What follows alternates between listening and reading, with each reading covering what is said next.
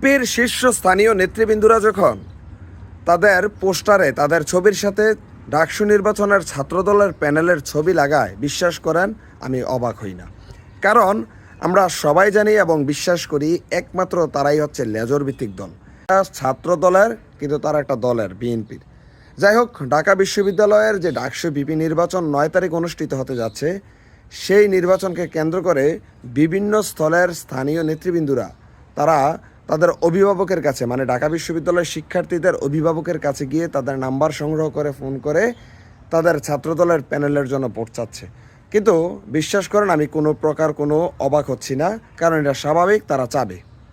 আরেকটা কথা বলে রাখি, বিভিন্ন জেলা পর্যায়ে উপজেলা ভিত্তিক যত নেতৃবৃন্দ আছেন সকলের ছবির সাথে তাদের প্যানেলের ছবি চাই ভোট চাইতেছে। এখন প্রশ্ন হয় যে ভোটটা কি আপনি উপজেলা চাচ্ছেন নাকি ঢাকা বিশ্ববিদ্যালয়ের শিক্ষার্থীদের কাছে চাচ্ছেন? আমি মনে করি আপনারা ভোটটা চান। আর আগামী 9 তারিখ প্রমাণ হয়ে যাবে ঢাকা বিশ্ববিদ্যালয়ের মেধাবী শিক্ষার্থীরা কাকে ভোট দিতে যাচ্ছে।